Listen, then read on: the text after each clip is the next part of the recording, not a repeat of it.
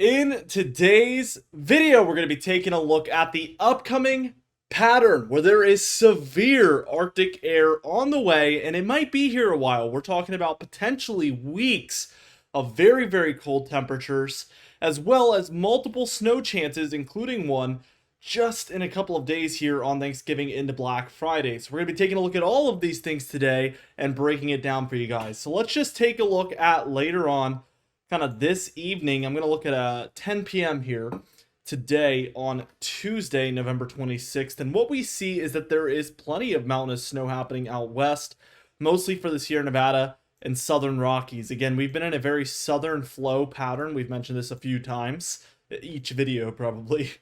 We see that the storms are kind of riding along the southeast area as well at times. Sometimes they're going a little bit further north, but this is the overall flow of the storms.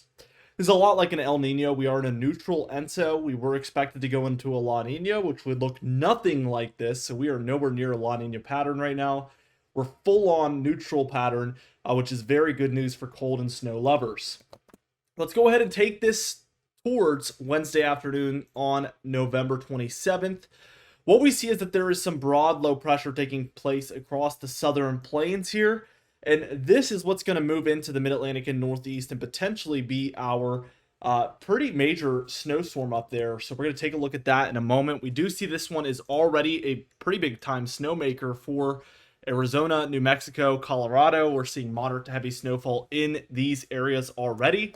Let's just take a look at what happens by the time we're reaching Thursday afternoon. I guess we'll move it through Thursday morning. And we see that the GFS model has once again ticked to the north.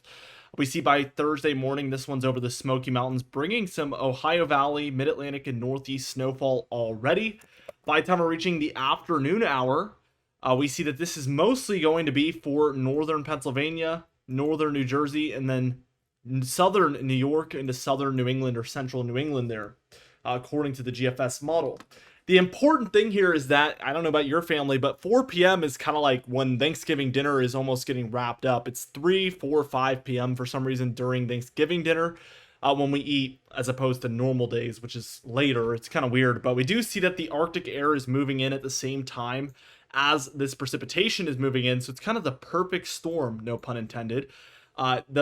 The really crazy part is that if this storm was hitting just a little bit later, we would probably see more snow and further south snowfall if it was hitting, let's say, Friday morning.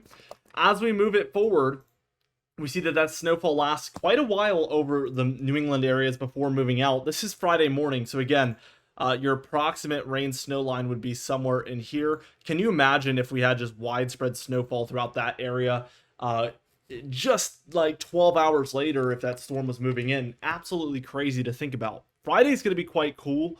We do see a full-blown ridge in the west, trough in the east pattern. So we see this positive PNA right there. Arctic air diving into the east here.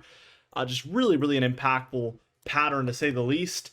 Lake effect snowfall is going to get going on Friday, and it's really not going to stop until the 2nd or 3rd of December. So we're going to see this be a long-term, very heavy lake effect snow event, and I've been predicting that for a few days now. Saturday it continues. We see the cold air is still centered over these eastern areas, so we're seeing snowfall by the foot probably already across some regions of the Great Lakes. Also the plains and Midwest getting some snow showers there as well to the south.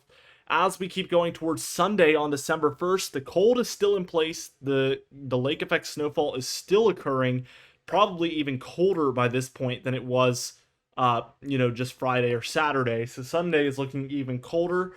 Monday, even colder than Sunday, I would say. We're seeing a deeper Arctic air pattern. We're also seeing continued lake effect snowfall, as I mentioned. Not much else to discuss other than that. As we take a look at Tuesday, it's still very, very cold. So this is now the 29th through the 3rd for this initial cool down. We see really brutal lake effect snowfall still occurring by this point. As we reach towards Wednesday, to make matters even worse, we get some low pressure over the Great Lakes, and we actually get a more synoptic snowstorm taking place across Michigan, Wisconsin at times, Indiana, Ohio here. A little bit of a more widespread snowmaker on top of that lake effect snowfall that these areas will have already just been buried in over the course of 2, 3, 4 days. They're going to get an actual snowstorm on top of that.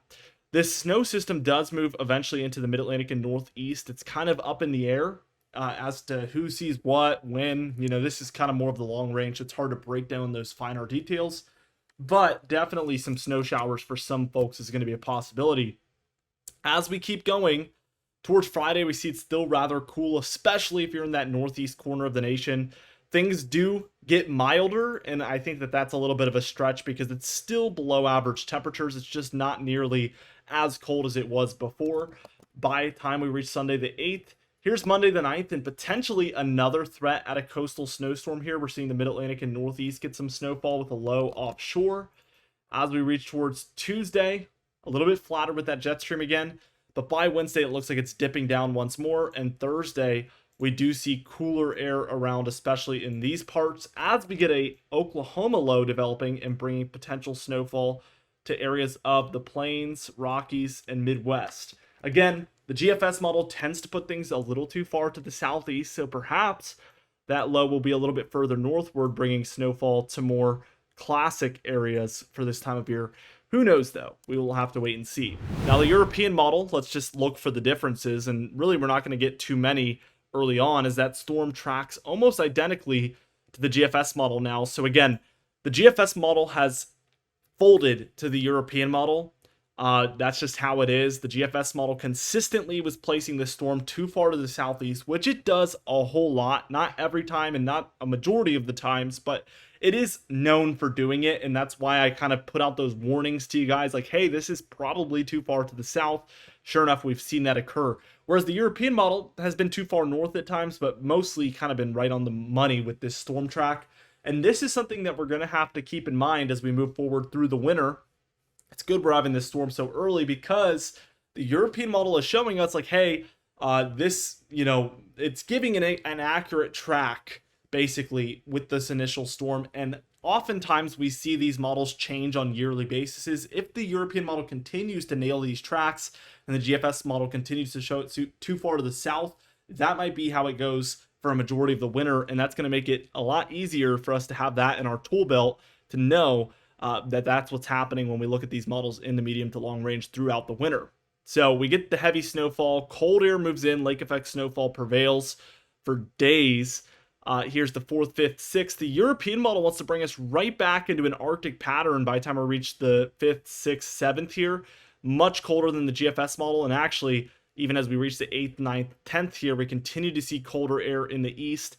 And even at the end here on the 11th, it looks like more cold air is on the way in. So definitely a really brutal pattern. Still, we hold on to this positive PNA through the model run, so cold air should continue to move into the eastern states as long as this model shows it. Let's take a look at our total precipitation, and we do see that there is a whole lot throughout the southeast and moving up into the mid-Atlantic, Ohio Valley, and northeast. Really below average for the northwest in particular, but even the southwest for some parts. Really dry. Let's take a look at this, and yeah, that is drastically below average precipitation here. Again, in a La Nina, you don't see that. You see much more precipitation in these areas than what you would typically see. So this is just very different than what we have seen in past La Ninas. This is not a La Nina pattern whatsoever.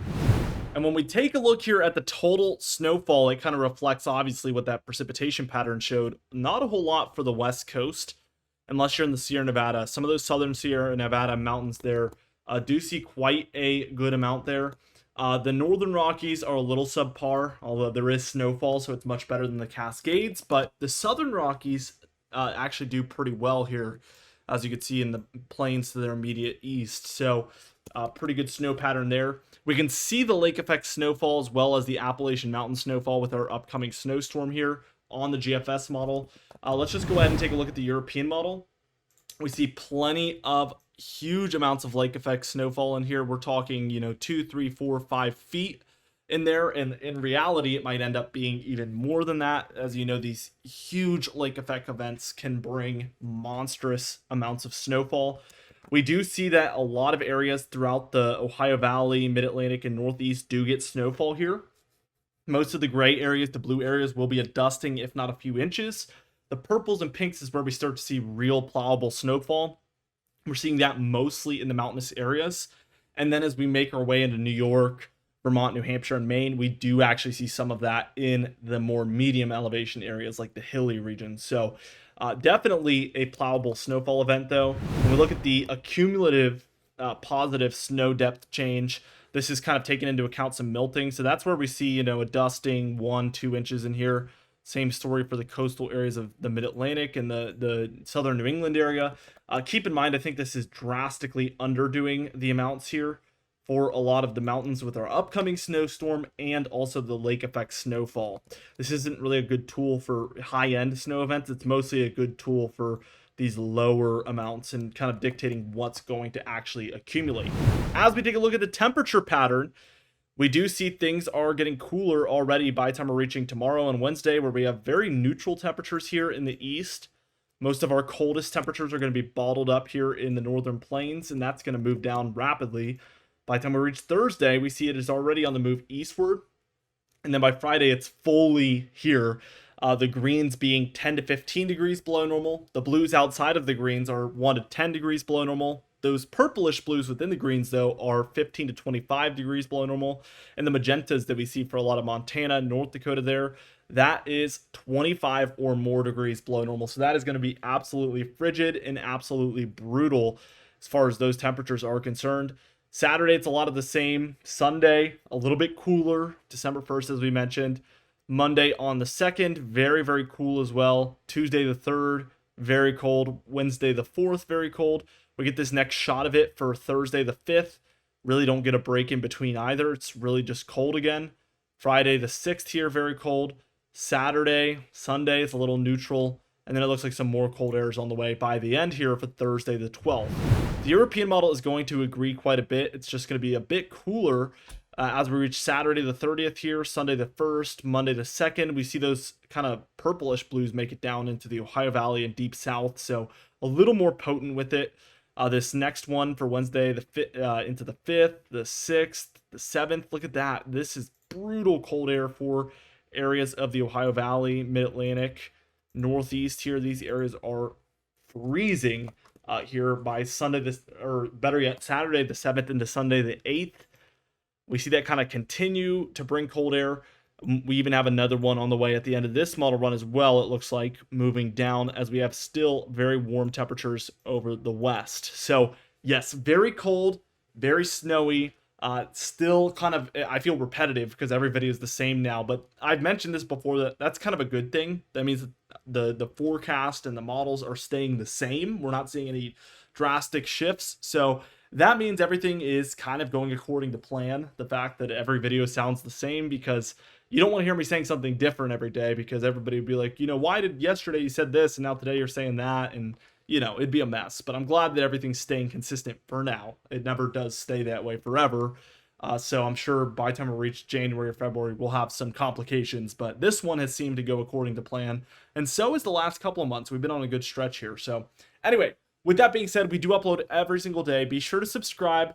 You can even hit the bell icon for daily notifications when we upload so you never miss one. Be sure to like the video if you did enjoy it. Leave a comment down below, and I'll see you guys in the next video.